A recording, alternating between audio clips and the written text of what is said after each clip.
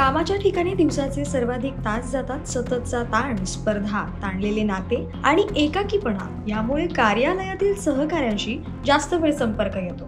त्यामुळे ऑफिसमध्ये जवळीक वाढणे म्हणजेच ऑफिस अफेअर आता सामान्य झाले. याच विषयावर झालेल्या जागतिक सर्वेक्षणातून धक्कादायक आकडेवारी समोर आली. या सर्वेक्षणानुसार ऑफिस अफेअर्समध्ये भारत जगात दुसऱ्या क्रमांकावर आहे. मेक्सिको, अमेरिका, ब्रिटन, कॅनडा, जर्मनीसह 11 देशांमध्ये 13,000हून अधिक प्रौढांच्या सहभागातून हा सर्वे करण्यात आला.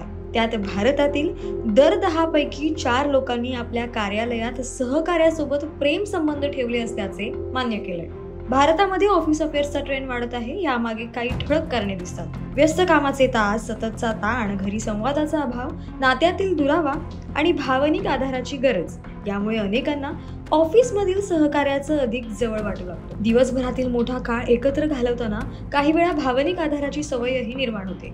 त्यामुळे अनेकांचे नाते ऑफिसमध्ये जुळून येतात. मुंबई आणि इतर महानगरांमध्ये परिस्थिती अधिक गुंतागुंतीची असते. वाहतूक, व्यस्त वेळापत्रक आणि ताणतणावामुळे अनेक जण घरी पुरेसा वेळ देऊ शकत नाहीत. त्यामुळे ऑफिसमध्ये वाढणाऱ्या संवादांना महत्त्व येतं.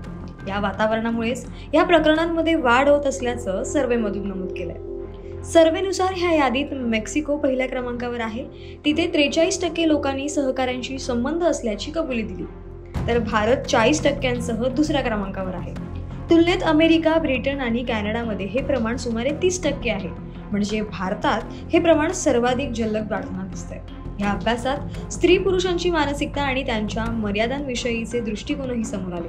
पुरुषांमध्ये असे संबंध ठेवण्याचे प्रमाण 51% आहे, तर महिलांमध्ये 36% नोंदलं गेलंय. महिलांपैकी 29% महिलांना व्यावसायिक परिणामांची भीती असल्याने त्या अशा नात्यांपासून दूर राहतात, तर पुरुषांनाही वैयक्तिक परिणामांची चिंता असते, परंतु प्रमाण थोडं कमी आहे. 18 ते 24 वयोगटातील तरुण कर्मचारी या बाबतीत सर्वाधिक सावध असल्याचं दिसतं. त्यातील जवळपास 34% तरुणांना अशा नात्यांचा त्यांच्या करिअरवर होणारा परिणाम अधिक गंभीर वाटतो. त्यामुळे हे चित्र जनरेशन झेडमध्ये कार्यस्थळी वाढणारी व्यावसायिकता आणि मर्यादा पाळण्याबद्दलची जागरूकता दाखवतं.